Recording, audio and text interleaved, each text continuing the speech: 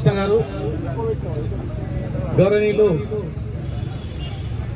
Telangana BC జాతీయ సంఘం JAC working president Krishna గారు మరియు జేఏసీ తమ్ములారా, ఈరోజు ఈ పరిస్థితి వస్తుందని ఎప్పుడు అనుకోలే.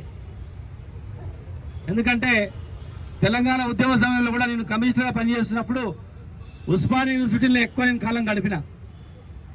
ఊర్ల నుంచి కన్న కష్టాలు పడి రైతులు, చిన్న చిన్న సన్నకారు రైతులు భూములు అమ్ముకొని బంగారం అమ్ముకొని తల్లిదండ్రులను పిల్లలను చదవడానికి పంపిస్తే మరి చదువుకున్నా మాకు ఎట్లా ఉద్యోగాలు దొరుకుతలేవు కదా. ఆంధ్రప్రదేశ్లో మొత్తం తెలంగాణ వాళ్ళకు ఉద్యోగాలు రావట్లేదు. తెలంగాణ మొత్తం కరువు జిల్లాలు ఏర్పడ్డాయి. ఊర్లలో పోతే బతకడానికి పరిస్థితి కూడా లేదు. ఏం చేద్దామని చెప్పి ఎంతోమంది విద్యార్థులు, ఇషాన్ రెడ్డి కావచ్చు, చాలామంది యాదయ్య కావచ్చు, సువర్ణ కావచ్చు, శ్రీకాంత్ చారి మొట్టమొదటి అమరుడు, ఆయన ఫిజికల్ ఎడ్యుకేషన్ చదివాడు. ఆయన ప్రాణత్యాగాలు చేసి మరి కేసీఆర్ గారి నాయకత్వంలో అనేక మంది, ఇంకా చాలామంది నాయకత్వంలో విద్యార్థి సంఘాలు, ప్రజా సంఘాలు అందరం కొట్లాడి తెచ్చుకున్నాం. మరి తెచ్చుకున్న తెలంగాణ ఇవాళ ఎట్లా అయిపోయిందంటే కాంట్రాక్టర్లకేమో నిమిషాల మీద డబ్బులు వస్తున్నాయి. కాంట్రాక్టర్లు ఎవరే అంటే మంత్రులే కాంట్రాక్టర్లు.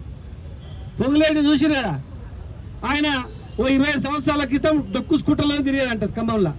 ఇలా వేల కోట్లు వచ్చేసినాయి. కాంట్రాక్టర్లు వాళ్ళే, మొత్తం వాళ్ళే, సంతకాలు పెట్టేది కూడా వాళ్ళే.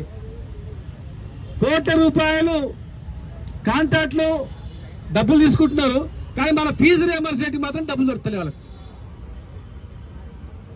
దాదాపు 2400 కళాశాలలలో డిగ్రీ కావచ్చు, ఇంజనీరింగ్ కావచ్చు, అన్ని బీఈడి కావచ్చు, అన్ని కాలేజీలో మన విద్యార్థుల యొక్క టీసీలు ఇస్తలేరు, మెమోలు ఇస్తలేరు. ఎందుకు ఇస్తలేరు అంటే ఫీజు రియంబర్స్మెంట్ బకాయిలు పడ్డారు కదా, మేము ఎట్లా బతకాలని.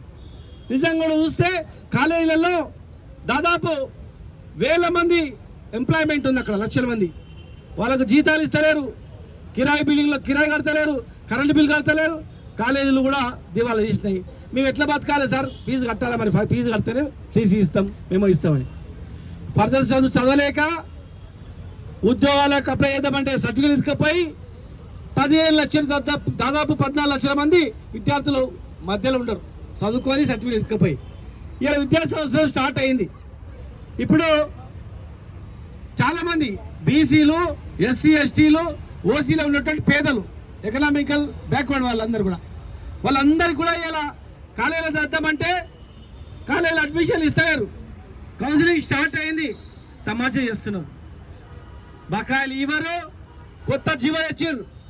ఏం తెచ్చారంటే మీ అకౌంట్లో పైసలు వేస్తారంట, పొరపాటున మీరు అకౌంట్లో కట్టకపోతే మిమ్మల్ని రికవరీ యాక్ట్ కింద పెట్టి మిమ్మల్ని జైల్లో పంపుతారంట. రెవెన్యూ రికవరీ కింద ఎవరి మీద ఉండే గతంలో అంటే దావుద్ ఇబ్రాహిం. చూసినా దావుద్ ఇబ్రాహిం తెలుసా? దావుద్ ఇబ్రాహిం, తర్వాత విజయ్ మాల్యా, నీరవ్ మోడీ, లలిత్ మోడీ 30,000 కోట్లు, 50,000 కోట్లు, 1,00,000 కోట్లు ఎగ్గొట్టిన దేశం విడిచిపోయిన మీద పెట్టినారు. రెవెన్యూ రికవరీ యాక్ట్ విద్యార్థుల మీద పెడతారంట. మళ్ళీ జీవో క్యాన్సిల్ చేసిరు. మళ్ళీ జీవో నిన్న కోర్టులో నడిచింది కేసు. కోర్టులో ఏమన్నారంటే మీరు బకాయిలు చెల్లించాలి, విద్యార్థుల జీవితాలతో చిలగాటం ఆడొద్దు, విద్యార్థులు ఎట్లా చదువుతారు, దాదాపు 10 లక్షల 12 లక్షల మంది విద్యార్థుల జీవితాలతో చిలగాటం ఆడొద్దు అని చెప్పి కోర్టు చెప్పింది. 2 రోజులు టైం తీసుకున్నారు, తర్జన భర్జన చేస్తున్నారు. మరి 10,000 కోట్లు పెద్ద లెక్క కాదు ప్రభుత్వానికి. 1,00,000 కోట్లు పెట్టి మోసి ప్రచారం చేస్తున్నారు, ఇంకా లక్షల కోట్లు పెట్టి ఇంకా చేస్తున్నారు. అందాల పోటీలకు 100 కోట్లు ఖర్చు పెట్టిరు. ఎవరో ఫుట్బాల్ మ్యాచ్ ఆడడానికి వస్తే 100 కోట్లు ఖర్చు పెట్టిరు. లెక్కలేవు. వేములవాడలో భోజనం చేస్తే ఒక్కొక్క భోజనానికి ₹1,00,000 ఎమ్మెల్యేలు, మంత్రులు చేసిన భోజనానికి ₹1,00,000 ₹1,00,000 ఏముంటారు? బంగారం తింటారా? ఇట్లా తులం బంగారం వస్తుంది. ఒక్కొక్కటి తులం బంగారం మెక్కితే కూడా మిగులుతాయి పైసలు. 1,10,000, 1,20,000 అంటే వాళ్ళ భోజనాలకు పైసలు ఉన్నాయి, వాళ్ళ విలాసాలకు పైసలు ఉన్నాయి, అందాల భావనలకు, అందాల పోటీలు పెట్టడానికి పైసలు ఉన్నాయి. పేదవాళ్ళ విద్యార్థులకు మాత్రం డబ్బులు లేవంట. మరి మేమందరం కొట్లాడుతున్నాం. రామకృష్ణ జేఏసీ చైర్మన్ ఆధ్వర్యంలో మా నాయకు మా నందగోపాల్ ఒక ఛానల్ పెట్టిండు. ఆయన పేదవాళ్ళ గురించి నా జీవితంలో నేను ఛానల్ పెట్టి ఎవడమని ఊపాడు ఈ వార్తలు ఎవరు, కొందరు మాత్రమే ఊపుతారు ఈ వార్తలన్నీ కూడా. కొన్ని ఛానల్ మాత్రమే వస్తాయి, వేరే ఛానల్ రావు. ఇక మనమే ఛానల్ పెడదాం అని చెప్పి తయారయ్యారు. ఇంకా కొంతమంది సోషల్ మీడియా వారియర్స్ నాకు ఫోన్ చేస్తారు, అన్న వాళ్ళు లేదన్నా మనమే సోషల్ మీడియా క్రియేట్ చేద్దాం. అక్కడ ఎవడో ఢిల్లీలో కాక్రోచో గీక్రోచో పెట్టాడు చూడు, ఊపుతున్నాడు అంతా. అట్లా మనం కూడా ఇక్కడ ఒకటి పెడదాము. ఇక మన వార్తలు మనం చూసుకుందాం, మన రెవల్యూషన్ మనం చేద్దాం. ఏ ప్రభుత్వం వచ్చినా పేద విద్యార్థులకు చదివే చెప్పిస్తలేదంటే ఊరుకునే ప్రసక్తి లేదని చెప్పి ఇలా అందరు కూడా ఆక్రోషంగా ఉన్నారు. కనుక ఇలా మీరందరూ ఇక్కడికి వచ్చిరంటే మీరు చరిత్ర రాసుకోవచ్చు.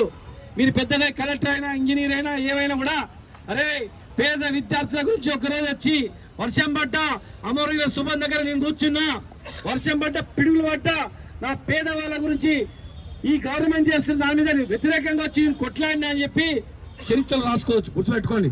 ఇలా భగత్ సింగ్ కానీ సుభాష్ చంద్రబోస్ కానీ శ్రీకాంత్ పేర్లు ఎందుకు తలుచుకుంటాం? వాళ్ళు దేశం గురించి, రాష్ట్రం గురించి, ప్రజల గురించి పోరాటం చేసేది కనుక గొప్ప చరిత్ర అది. ఎంత స్టేట్ ర్యాంక్ వచ్చినా మీ ముందర తక్కువనే. ఎందుకంటే మీరు చదువుకుంటూ ఒకరి పేద విద్యార్థులకు సాయం చేయడానికి త్యాగం చేసి వచ్చి ఎండలో నిలబడ్డారు, వర్షంలో తడిచిండ్రు, ఇంకా ఏదైనా భయపడకుండా నిలబడ్డారు. కనుక ఇలా మనం అడగకపోతే అమ్మ కూడా అన్నం పెట్టదు. ఎవరు అడగలే అనుకో అమ్మ కూడా అన్నం పెట్టదు, అమ్మ కూడా ఆకలైంది కడిపించింది అనుకుంటారు.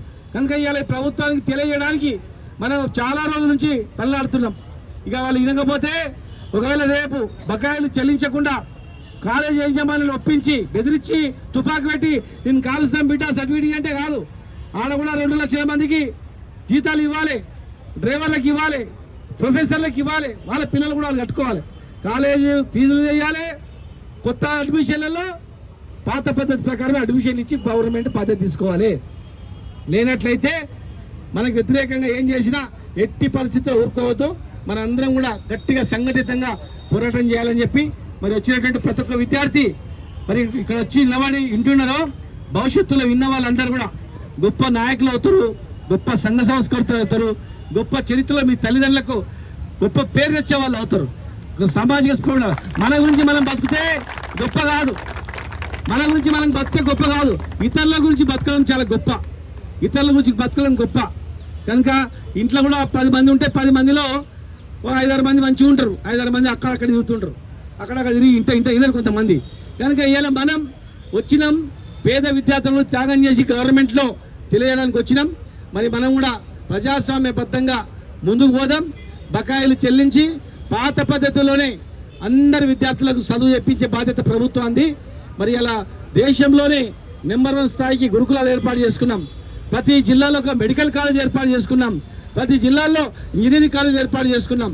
ఇతర రాష్ట్రాలకు ఇతర దేశాలకు పోకుండా ఇక్కడనే ఎంతో చేసుకున్నాం. అనేక ఇండస్ట్రీస్ గూగుల్ లాంటి కంపెనీలు వచ్చినాయి. భవిష్యత్తులో ఇండియాలోనే నెంబర్ 1 హైదరాబాద్ ఉద్యోగాలకు అన్నిటికీ.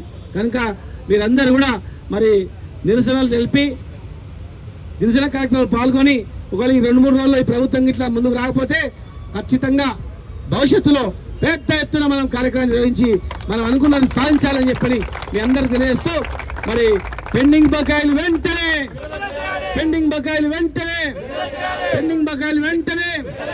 ఫీజు రియంబర్స్ వెంటనే పాత పద్ధతిలో ఫీజు రియంబర్స్మెంట్ స్కీమ్ వెంటనే పేద విద్యార్థులకు అక్షరంగా గవర్నమెంట్ వెంటనే కాలేజ్ యజమానులతో మాట్లాడి సర్టిఫికేట్స్ వెంటనే పాత పద్ధతిలోనే ఫీజు రియంబర్స్మెంట్ స్కీమ్ వెంటనే అమలు చేయాలి. పాత పద్ధతిలోనే స్కీమ్ వెంటనే అమలు చేయాలి.